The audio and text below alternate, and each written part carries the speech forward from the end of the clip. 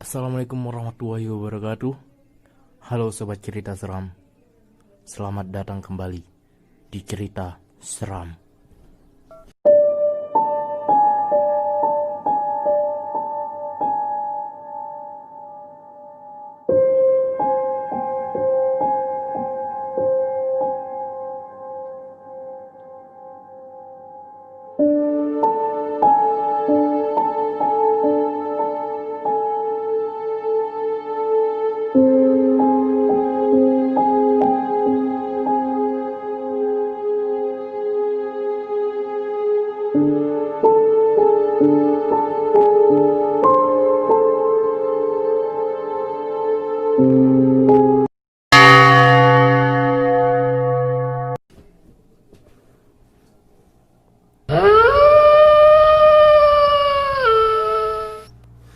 Sebelum saya menceritakan cerita seram kedua kali ini, silakan klik tombol subscribe, like, komen, dan share agar saya bisa menceritakan banyak cerita seram kepada Anda semua.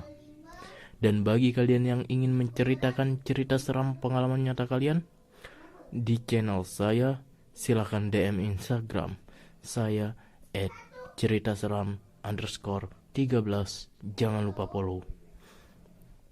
Oke, langsung saja ke cerita nyata kedua di channel cerita seram ini, di mana cerita seram kali ini adalah pengalaman pribadi saya juga. Loh, kok banyak ya ceritanya? Jangan-jangan ngarang sendiri nih? Pasti kalian bertanya begitu. Namun, ini benar nyatanya, dan tanpa rekayasa sedikit pun. Saya cuma memiliki 2 cerita seram pengalaman sendiri. Pertama, yang cerita seram penunggu kebun durian itu. Dan kedua, ini cerita seram pocong pengingat zuhur. Kenapa lama uploadnya? Hal ini karena saya masih mengumpulkan informasi dan menanyakan ulang kepada teman saya terkait kejelasan ceritanya. Karena cerita kedua ini sudah sangat lama sekali, sehingga beberapa part cerita aku sudah tidak ingat lagi. Oke, jadi tempat kejadiannya kembali saya samarkan.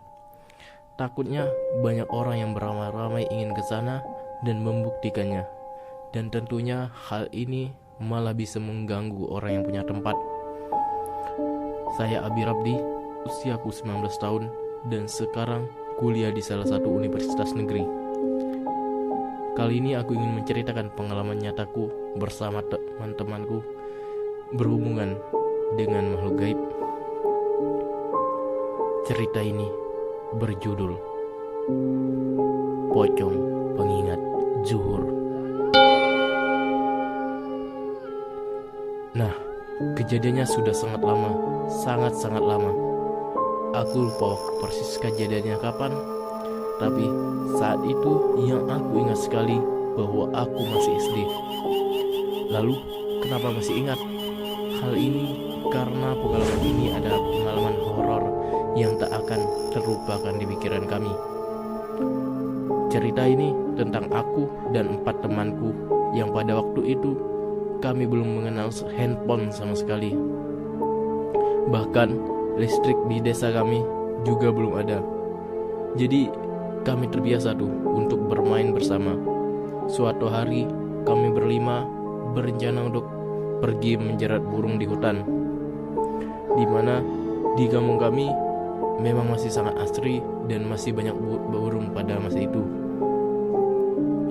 Nah, sekitaran jam 10-an kami pun pergi ke hutan, dan masing-masing dari kami telah dibagikan tugas masing-masing. Ada yang memotong kayu, ada yang mencari ranting, ada yang mencari buah-buahan, ada yang mencari jejak burung, dan ada pula yang menyiapkan tali jeratnya. Setelah beberapa lama dengan tugas masing-masing, jeratnya pun siap dipasang. Dan kami pun berpisah buat masang jeratnya. Saat itu, aku memasang agak jauh dari teman-temanku.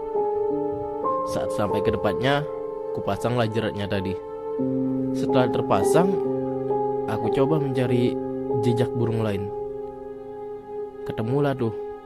Tapi aku gak sadar tuh, udah jauh banget dari teman-teman yang lain. Pokoknya gak kelihatan lagi teman-teman lain. Aku pasang lagi lah jeratnya. Tapi di saat aku lagi masang jerat burungnya, kali ini tiba-tiba ada suara langkah kaki. Langkah kaki itu kayak mengelilingku. Tapi pas ku lihat sekeliling, gak ada apa-apa tuh. Dan ku lanjutkanlah memasang jeratnya. Namun suara langkah kaki tadi tetap terdengar. Dan makin lama, bukannya makin hilang, malah suaranya lebih jelas dan seperti dekat sekali. Sehingga mulai heranlah aku, karena saat itu kami pergi berlima. Kupikir pasti teman-temanku yang ngerjain aku. Lalu aku ngomong tuh, siapa tahu kan temanku. Hui, siapa tuh? Yo, jangan bercanda, di tengah hutan nih, gak lucu tau. Lalu gak ada respon sama sekali tuh. Ya kalau teman-temanku, pastinya mereka keluar. Dan pastinya lagi udah ketawa ngakak karena lihat aku ketakutan. Tapi saat itu sama sekali gak ada sama sekali mereka. Mungkin karena ketakutan, aku percepatlah pasang jeratnya. Dan setelah selesai, aku putuskan buat cepat kembali bergabung bersama teman-temanku. Oh ya, pada saat itu aku masih ingat bahwa saat itu matahari sudah di atas kepala. Jadi mungkin sekitar jam 12-an. Nah, saat aku coba kembali bergabung bersama teman-temanku, aku di perjalanan aku ketemu sama orang tua atau bapak-bapak lah. Dia lagi nebang pohon tuh. Tek tek tek tek tek. Terus dia ngomong pada saat ku lewat. Dan pada saat dia ngomong, dia itu sama sekali gak menatapku, melainkan membelakangiku dan tetap menebang pohon. Tek tek tek. Mau kemana dek? Tek tek. Mau ketemu teman-teman lain pak, jawabku. Oh iya, cepat pulang ya, udah mau zuhur nih. Tek tek. Masih nebang itu bapak. Ya pak. Bapak itu masih nebang, saya lihat. Dan saya langsung meninggalkan bapak itu dan langsung cepat-cepat ketemu teman-teman lain. Nah, enggak begitu lama ketemulah aku dengan teman-teman yang lain. Dan langsung ku bilang lah, di sana ada bapak-bapak tuh. Terus dia bilang nyuruh kita pulang. Katanya sih udah waktunya zuhur. Enggak baik kalau masih di tengah hutan. Kan kita sering dibilang juga oleh orang tua kita. Tapi aku gak kenal siapa tuh bapak-bapak itu. Kayaknya bukan orang kampung kita deh. Lalu kami berlima nurutlah tuh dan kembali pulang. Tapi karena teman-teman teman-teman aku tadi penasaran atas apa yang aku bicarakan dan mau lihat itu siapa, jalan pulang kami tadi sengaja memutar lewat jalan bapak itu. Walaupun jika lewat jalan bapak itu jauh sekali. Sebenarnya Gak lama kami berjalan dan pada sambil ngobrol-ngobrol gitu. Pada saat kami lewat tempat aku ketemu bapak tadi, di tempat bapak tadi, anehnya gak ada bapaknya sama sekali. Bahkan bekas nebang pohon yang tek dari tadi itu gak ada sama sekali. Biasanya kan ada itu, kalau bapaknya udah pergi pasti ada bekas nebang pohonnya kan. Padahal aku yakin persis tuh bahwa itu tempatnya. Karena aku yang tadi tahu banget bahwa di situ tadi persis di tempat itu ada bapak-bapak, aku pun langsung seketika ketakutan gitu. Lalu aku langsung lari tuh dan bilang hantu, dan teman-temanku pun ikut lari ketakutan. Dan akhirnya sampailah kami di jalan raya dengan napas ngos-ngosan dan masih dalam ketakutan. Teman-temanku nanya ke aku tuh, emang bener tuh di sana tadi ada bapak-bapak nebang pohon? Iya loh, ada beneran. Dan bapak itu juga bicara denganku. Lalu ku balik bertanya lah, wih, kalian ya yang berjalan dan ngelilingkan aku pas aku masang jerat burung tadi? Mereka yang masih ketakutan juga serempak menjawab, gak ada woi, buat apa kami ngerjain kamu di tengah hutan gitu? Emangnya kenapa? Tadi ada suara langkah kaki tuh pada saat aku masang jerat tadi di sekelilingku. Aku teriak dan lihat sekeliling, gak ada respon atau siapapun di situ. Aku kira itu kalian yang ngerjain aku. Gak ada woi, mana berani kami, kata mereka sih gitu. Ya udah, karena kami saat itu masih ketakutan, aku langsung berinisiatif, ya udah sore aja kita lihat jeratnya lagi.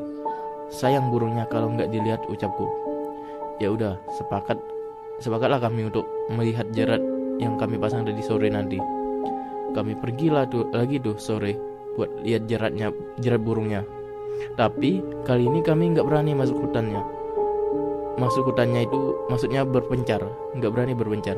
Padahal lebih cepat lihat jeratnya itu ya, berpencar. Tapi karena siang tadi kami udah dibuat ketakutan, jadinya sama-sama lihat jeratnya. Nah, setelah lihat jeratnya dan alhamdulillah nggak terjadi apa-apa, dan alhamdulillahnya lagi jerat kami dapat banyak sekali burung pada hari itu. Burung yang kami dapatkan langsung kami olah dan kami bakar-bakar. Dan setelah makan burung hasil jeratan tadi, kami pun pulang ke rumah masing-masing dengan pengalaman yang membekas sekali. Lagi-lagi karena saat itu nggak ada TV dan handphone, ya kegiatan kami sehari-hari adalah bermain bersama. Tapi walaupun nggak ada handphone dan televisi, bermain saat itu lebih asik ketimbang sekedar bermain handphone atau nonton TV seperti sekarang. Nah, keesokan harinya setelah jerat burung tadi, kami sepakat untuk memancing di sungai dan kolong atau tempat bekas pengurukan timah yang tidak dipakai lagi. Tempatnya ya lumayan jauh dari perumahan, karena pada masa itu bermain atau ngebolang kemana-mana itu asik banget dan sering kami lakuin. Nah, untuk cerita memancing di kolong atau bekas pengerukan timah itu adalah puncak dari cerita kedua, yaitu Pocong Mengingat Zuhur ini. Namun ceritanya akan saya lanjutkan di part 2. Kenapa begitu? Karena saya buat seperti ini semata-mata agar kalian tidak bosan dan menikmati seluruh ceritanya, agar setiap bagian ceritanya tidak terlalu lama juga. Untuk itu diharapkan sabar menunggu kelanjutan dan puncak dari cerita ini. Silakan subscribe dan klik tombol loncengnya agar kalian tidak ketinggalan sambungan ceritanya. Dan pesan serta kesan untuk cerita ini akan saya sampaikan di part 2 juga. Tentu agar lebih ngena di hati kalian semua.